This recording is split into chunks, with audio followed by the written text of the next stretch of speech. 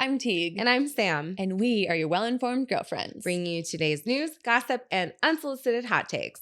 There's a lot going on this week, like the latest from the Supreme Court and what they had to say about the ongoing deportations. Yeah, oh my gosh, a lot going on. Understatement of the century. There's so much happening. We are also bringing you the latest breaking news regarding the Diddy trial and talking about if we would be willing to spend thousands of dollars on a matchmaker. I don't know if I would be. We'll get back to that. We're also talking about a new study that found women who have children later in life actually live longer. Oh, I love that. We also have a very special surprise today and a little bit of a guest, a celebrity guest, if you will, on the show. Sam and I went to an epic celebrity. It kind of is. Sam and I went to a birthday party the other day for Jack from Jack in the Box, one of my favorite guys. And so we will be getting into that later. But first, our first story. Sam, take it away. Okay, yeah. So let's start with the Trump tariffs. I feel like we have to just explain where we're at right now before we're talking about like what could even happen. And for clarity, this is as of Sunday afternoon. Everything could change tomorrow. As it goes with all these tariffs. So like right now we're in this cooling off period. Okay. April 2nd was the Liberation Day thing where he announced all those tariffs. Okay. Yeah. Those are all on pause, right? They wanted countries to make their own deals with the United States. And so instead there's just a 10% universal tariff across the board. Right. But for China specifically, that's actually separate. They have the 10% universal tariff, but then they also have this 20% fentanyl tariff. Don't ask why it's named that. It basically, it's a 30% tariff in general, and that'll stay for like until probably August. Okay. So why are they calling it that? It's kind of a long story, but basically Trump has said that like somehow fentanyl is coming in from China because of the way it's being shipped. Copy that. Okay. I don't know that that is accurate. Verified. Okay, got it. To be clear. But that's what he's calling it. So I don't want to say that that's the facts, but like that's what he's calling it. Yeah. Okay. Anyway, so that'll stay for probably until August. So like 30% from China, right? Mm-hmm. We've talked a lot about how Chinese tariffs will impact the cost of most of your home goods and that sort of thing. Yeah. And so retailers now are also saying that. Specifically Walmart. They said this past week that they're going to have to raise prices. And here's CBS with Trump's response. This weekend, President Trump warning the nation's largest retailer against raising prices. Posting on Truth Social, Walmart should stop trying to blame tariffs as the reason. He then added the retailer and China should eat the tariffs. The post comes 2 days after Walmart CEO Doug McMillon warned on a quarterly earnings call that prices may rise amid the president's trade war with China and other nations. Even at the reduced levels, the higher tariffs will result in higher prices. So yeah, he wants Walmart to eat the cost of the tariffs, and I mean, who knows if they will? And that's where we're at. So that's what's going on in tariff land. For right now. It is funny. It's just like hard to tell what's going on. Obviously, we've seen the stock market has started to bounce back. Rebounded. I know. My fiance has a theory that it's like the stock market doesn't think any of these tariffs will happen, and that's why it's been like this. And Trump also said last week it's a great time to buy stocks, which kind of seems crazy coming from a president to say that. But is this market manipulation? I don't know. Who knows? But yeah, no, it's definitely an evolving situation. We will keep you updated on all the things. But that is the latest as of right now. Yeah, the more you know. The more you know. Okay, now we have to get into what's going on with the Diddy trials. Yes. I mean, I feel like it's been one shocking thing after another this week. So, all right, let's get into it. Yeah, this week in court, there were shocking allegations were laid bare. Abuse, manipulation, sex trafficking, decades of silence. All of these were accusations. What once lived in whispers behind like velvet ropes is now being exposed under oath. Cassie was the star witness. Mm-hmm. Yeah. So Cassie Ventura, who is Diddy's ex, famously took the stand and described years of control, drug use, and violence. And it wasn't just her. Other witnesses, including former Danity Kane member and even a male sex worker, also backed up her claims. Yeah. So let's break down some of the most disturbing revelations, courtroom bombshells, and what it could all mean. Yeah. So let's actually first start with this clip I thought was pretty insightful. This is from Mona Kassar Abdi. She's Extra TV's reporter. She kind of lays out what was going on in the courtroom. She was there. Take a listen. I will say the most damning part of her testimony for me is when she describes a freak off where Diddy and another man, an escort, are standing on top of her while she is laying on the floor high off of ecstasy, and they are urinating on her face to the point where she is choking on their pee. And to further give context, on the right hand side of the court seated is her husband, Alex Fine. On the left hand side, Diddy's 6 out of 7 kids are sitting in the courtroom, as Cassie is describing, having weekly freak-offs for years that would last 2, 3, one lasted up to 4 days. She talked about damaging hotel rooms so bad in one instance that they had to pay such a hefty fee because the hotel told them that they needed to completely redecorate the room after a freak-off. After a freak-off, there would be blood, urine, and lots of baby oil. So this is all very shocking. I mean, there's some stuff that like, oh, it's really hard to hear. And you think about Diddy's children were in the courtroom for some of these witnesses. So it's really just, it's a crazy scene. And there's a lot going on. Yeah. And I mean, like, so a lot of Cassie's accusations are about her personal relationship. She says that she was in love with this man, and she was like essentially made to do all of these things by him. Mm-hmm. That all remains to be seen, like what they find Diddy guilty for. Yeah. But the defense's strategy has argued that even with this history of domestic violence, the acts were consensual and didn't constitute sex trafficking, which is what the trial is like actually about. Right. And they're like challenging Cassie's credibility, saying there are inconsistencies in her statements and financial motivations behind her testimony. And this is just the defense. Right, exactly. And we should mention that they did settle outside of court. $20 million came from Diddy. And then actually an additional $10 million came from the hotel that allegedly knew what was going on. I don't know exactly where that is. But but still this trial has to go on. So it's very crazy. Yes. So it's going to go on for like several more weeks, more witnesses, more people who are allegedly involved, just testifying about their experiences. So yeah. Well, the other witnesses that we saw this week, which we'll see more in the coming days, but Dawn Richard, former Danity Kane member, testified witnessing that Combs, she said that she allegedly witnessed Combs physically assault Ventura in 2009 while she was cooking eggs. Did you see this story? Oh my gosh, no. So Cassie, I guess, was like cooking eggs, and allegedly it wasn't fast enough for Diddy. And so Diddy got upset and allegedly, this is according to Dawn, hit Cassie over the head with the pan and then dragged her by her hair upstairs. And then allegedly the next day brought Danity Kane member Dawn into the studio and basically said, hey, don't say anything about this. And if you do, people disappear if they talk. Oh my God. That's allegedly, and that's all from Dawn. And that's what she said this week in court. We also heard from Daniel Phillip, who was a male dancer. And he described being hired to perform sexual acts with Cassie and Diddy. And he said that he received payments ranging from $700 to $6,000. So this is like he was being flown in to allegedly hook up with them at the same time. We also heard from Homeland Security agent Yassine Binda, testified about items being found during the Diddy arrest. That was including narcotics, lubricants, paraphernalia linked to the alleged sex events. So there's a lot going on.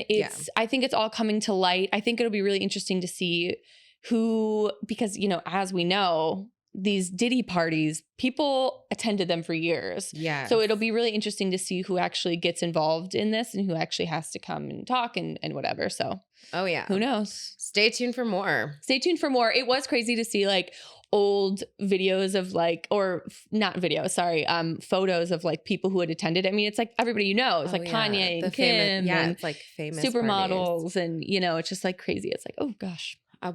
So that'll... Oh man. Yeah, that'll be something. That'll continue to play out for sure. Next story. This past week, the Supreme Court blocked President Trump from moving forward with deportations under that 1798 Alien Enemies Act. Okay. Essentially, a group of Venezuelans who were in northern Texas, they worried they were going to be removed without any due process, so they brought this to court. Mm-hmm. But it's a complex story. But the TLDR of it is that Yeah. the Supreme Court, they sent the case back to New Orleans-based 5th U.S. Circuit Court of Appeals with orders to decide the questions in the case. Okay. So basically, they didn't make any decisions. They were just like, go back to this. Figure out whether it's legal to do this under this wartime order, and how much notice should migrants targeted under this act get? Because they have been getting like 24 hours, which people say is not enough time to appeal. So right now you're saying that the new thing is that they cannot be deported without some sort of due process, right? Essentially, yes. So every other district, there are several districts in the U.S., and all of these courts have blocked his use. Okay. And now with the Fifth Circuit, the Trump administration essentially can't use the Alien Enemies Act until the case is decided. Okay. So basically, all of these like midnight shipping of people to prisons in El Salvador It has to stop. in theory. In theory. So we'll see what happens come Monday. Okay. Because this was Friday. So yeah. All right. Well, just something we can continue to follow. For sure. For sure. But I do think at least that hopefully provides some solace for people who are a little bit worried about like just being in the middle of the night, being taken in a van somewhere. Being yeeted out of your home. I know. So hopefully this is a little bit of solace. Yeah. Okay. So the next story is pretty interesting. I'm sure you guys have seen it all over your timelines. Trump administration is potentially considering a new reality show for citizenship. So the next headline was all over the news this past week. Evidently, the Canadian-born producer behind the hit reality shows Duck Dynasty, remember that one? Oh, yeah. And Millionaire Matchmaker is allegedly pitching to the Trump administration a reality show in which immigrants compete for citizenship. So this is interesting. He told the Wall Street Journal that, quote, this isn't the Hunger Games for immigrants, and episodes would actually feature a heritage challenge, an elimination challenge, which what does that mean? Eliminated to another. So like Survivor where they like snuff out the lights for you. I don't like it. And allegedly a town hall meeting for a final vote on who gets to stay. Who gets to stay in the U.S.?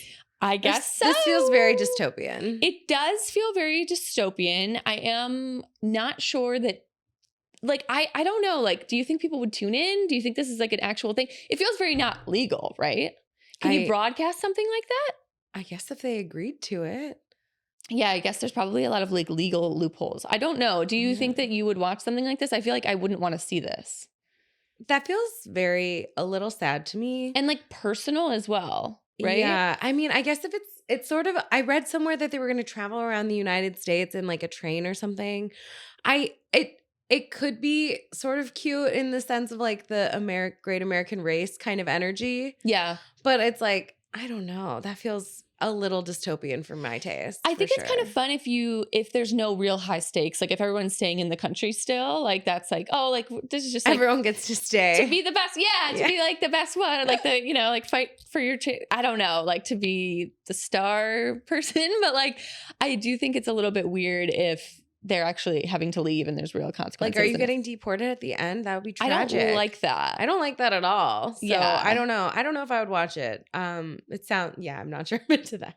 And hopefully it just doesn't happen because it seems very weird. But who knows? Who knows? I mean, honestly, crazier if things the have Trump happened. administration approved a reality show about like becoming an American, that would feel on brand for them though. That's true. So we'll see. If you've seen that, yeah. They're just in talks. They're just in talks now. So we'll see if it actually gets made. Yeah. Oh my gosh. Okay. What's this next story? I don't know. Okay. Yes. So the Menendez brothers, famously featured in like a Netflix series recently. Yeah. But also if you were like alive during this time, you probably remember this case. Lyle and Eric Menendez. They were actually resentenced this last week to life in prison with the possibility of parole before they didn't. Okay. If you remember, they were sentenced to life in prison, no parole. After killing their parents in their Beverly Hills mansion in 1989. Mm-hmm. They've been behind bars ever since for like more than 30 years. And the decision came after family members testified that the two turned their lives around in prison. So they'll make their case for freedom June 13th, their next hearing. Wow. I know, it's crazy. I can't believe the Menendez brothers are still in the news. That happened before we were born. Yeah, I know. It is pretty crazy. Did you watch the show? I did, but I feel like a lifetime has happened between now and then. Yeah. Yeah. I mean, I thought the show was pretty well done, but also, I think there were creative liberties on that show, which I think we talked probably about at the time. Oh, we did. For sure. I mean, like anything, there's always creative liberties in Hollywood. So. Yeah, exactly. We'll see. Okay, well, we're going to get into something fun. Yes. Because please, let's get into something this fun. has been dark. I'm not feeling very hopeful right now, but I am now when we talk about this next story. Now we have a very special surprise. Sam and I were lucky enough to attend one of the most exclusive LA birthday parties the other night. Not to brag, we're celebrities now. For Jack of Jack in the Box. And coincidentally, I am such a huge Jack in the Box fan, so this was basically the best night of my life.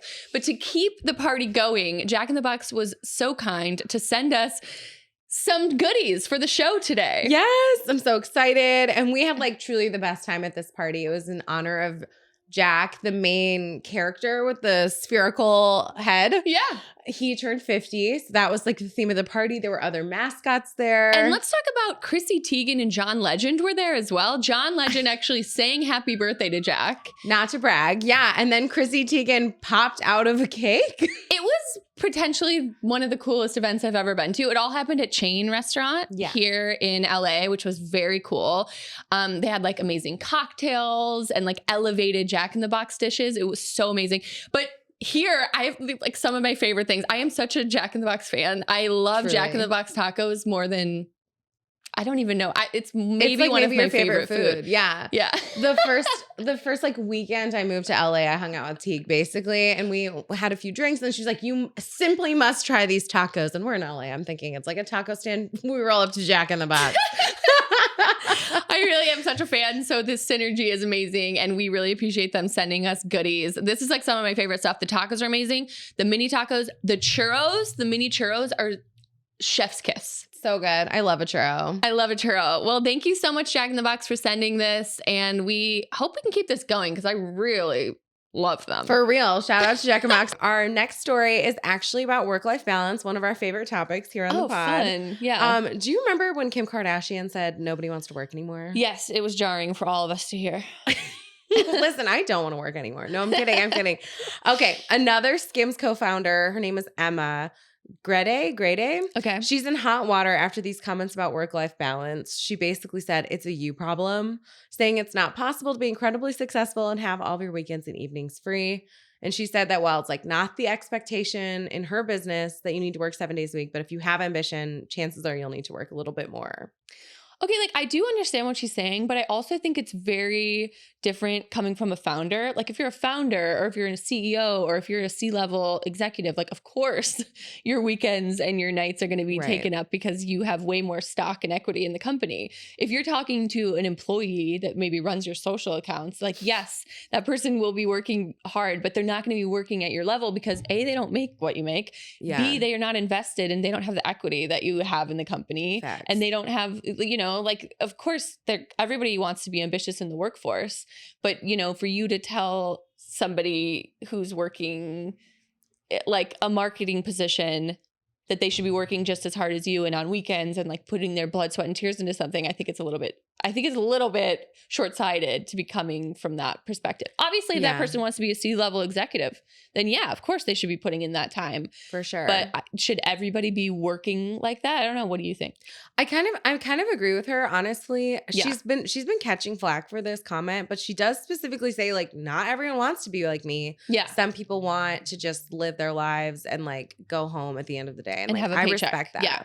So I'm like, I guess I get that. I think what I get into is like a lot of people who move out here, especially to LA, they have like all these dreams and they end up working like 60, 70-hour weeks at these places for like $30,000 a year. Mm-hmm. And it's kind of just like, is that fair? Because they do have ambition and they do want to show up. And is it fair for them to have to do all this for like so little or to have their parents pay their rent or whatever? Like that's not really fair. So I don't know. I think it's like, yes, but, or yes, and maybe is my response. Yes. And I mean, I think with all those, especially entertainment jobs, like you talk about people working at agencies and not making that much or whatever the case may be. Yeah. I think ideally the hope and the structure of it is that you will eventually continue being promoted and make your way into the executive foreground. But who knows? I don't know. Yeah, it's interesting. Yeah.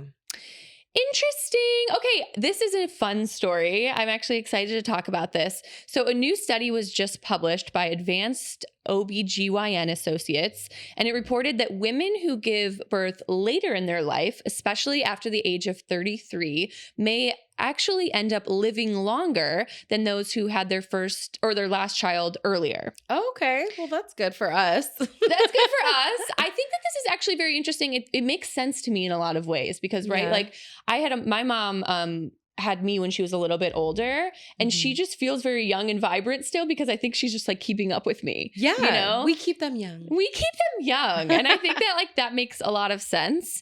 And I guess what's listed here in this study is that genes do play a role, but also lifestyle factors, access to healthcare, nutrition, education also contributed to the later in life pregnancies and longevity. Gotcha. So yeah, I think it makes sense. How do you feel about this? I mean, like, listen, that feels like good news for me. Yeah. Did this find that like that fertility cliff of 35 is still a thing or no? They didn't talk about that. Okay, that's good at least. But yeah, no, they did. They followed over 500 women and found that those who had children after 33 were twice as likely to live into their 90s. Oh, wow. Yeah. Okay, that is great news for me personally as someone over news. 33. I think just like something biological happens with your body, like you're, Yeah. rejuvenating a lot of cells or whatever. I don't know anything Oh about my pregnancy, gosh. but like your Yeah. body is like doing its thing. And For I think if sure. you're having children later, And yeah, there you have to run around, you have to chase them. Even now, I feel like I keep my mom young. She had me at 38. And Yeah. like, I feel like I'm always being like, Mom, let's do this, let's whatever, you know? I feel yeah, like we really are keeping them young. we keep them young. And I love that. I thought it was a very fun story. For sure. I love it so much. Okay, what's our next one? Okay, you know we love to discuss AI on this pod. We and do. So I am back with another AI story. Okay, can't wait. What is it? Today, Yeah. the debate is continuing on college campuses. Okay. Though, as the New York Times reported this week, it's now the students mad at the professors for using it. They're hilarious. like, I pay a bunch of money to go to this dang school. I am in debt thousands of dollars. And you are up here with slides you made on ChatGPT. Like, the story cited reviews on Rate My Profs about how teachers are using AI. Okay. And how they're like, they can tell the words because they'll use the word like delve or Okay. crucial Yeah. too much in like their notes and stuff. And they're like, how dare you? I could use ChatGPT for free, which I actually kind of agree. Like, I think there's a huge over reliance on ChatGPT, but like, what do you think? I don't know. I mean, look, the students are using it too. But Yeah, then but we does that can- make it right? No, of course not. I mean, but it's like a double-edged sword. It's like we're both, I mean, I've talked about this before too, but like even now when we have conversations with each other, it's like someone's using a robot versus a robot and then our robots are talking, you know, like it's just very like using ChatGPT overly using it. I think obviously you just need parameters, right? You just need like guidelines and some sort of boundary, especially in the academic fields. I feel like we really have to like figure out guardrails because I mean, if we're all just like using ChatGPT against ChatGPT, what are we learning? Nothing. Yeah. I mean, what do you think a good limit would be for all of this for both the students and the teachers? I don't know. I mean, I feel like core curriculum should obviously be still made and implemented by the teachers. Mhm. Like what's actually important, I think the teachers know better than a robot anyways, right? Right. And I think like if a teacher, Hopefully. but I think like if a teacher wants to use ChatGPT or like some sort of software to make their slides more visual or to make their point come across a little bit easier or whatever, like that should be fine, right? Just I guess if it's like used as a tool and not as a crutch, which we've talked about that. discussed. Yeah. That's our mantra actually in life. Yeah. Use as a tool and not as a crutch. I don't know. Yeah. I do think it's interesting. What do you think? No, I'm kind of with you. I guess I don't really have a problem with them creating maybe like graphs or pictures or whatever to supplement. But I don't know that you should be, even like for text creation, it feels like kind of lazy if like your job is to teach. It would be like me having ChatGPT write an article. Like my job is to write. Yeah. So I don't know. But I mean, we'll see. I don't know. Like it's just such a crazy time to be alive. I say this every week and I will stick by it. It is crazy. It's crazy. Okay, our next story is equally crazy and I'm excited to talk about it.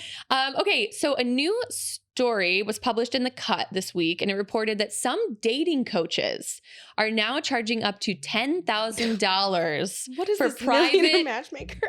dating coaching. So this is crazy. So yes, that is 10 grand to get your love life together. So allegedly, these dating coaches work on everything from rewriting your Hinge profile to confidence building, texting etiquette, healing your past patterns, and planning the actual dates.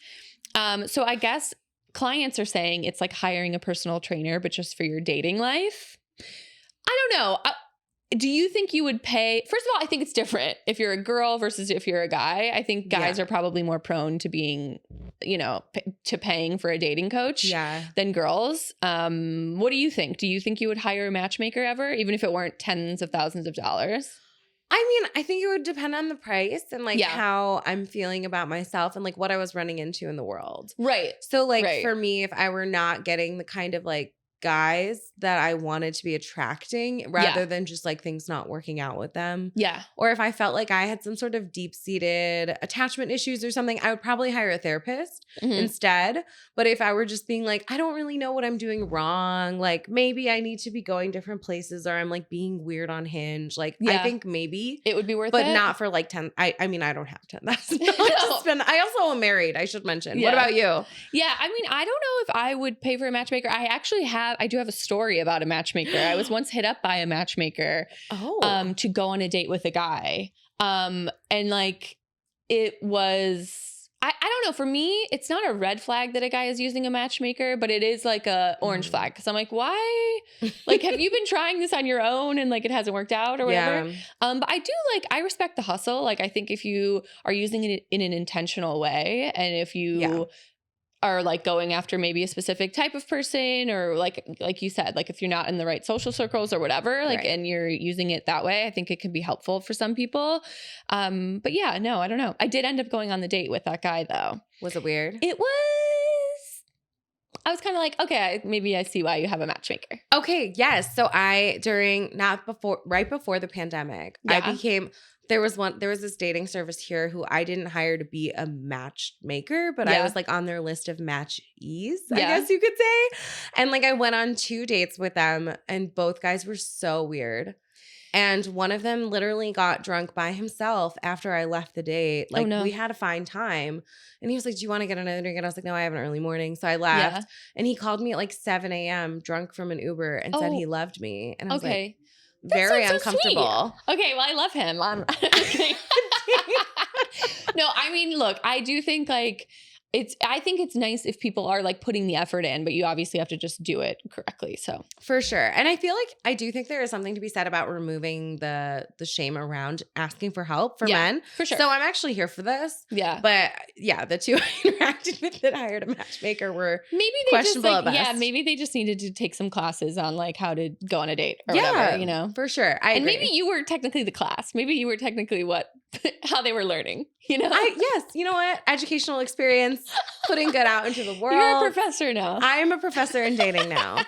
Okay, excellent. Okay, amazing. Well, thank you guys so much for being here this week. We will talk to you next week. And if there's anything you want us to investigate this week, let us know in the comments. Thanks. Bye.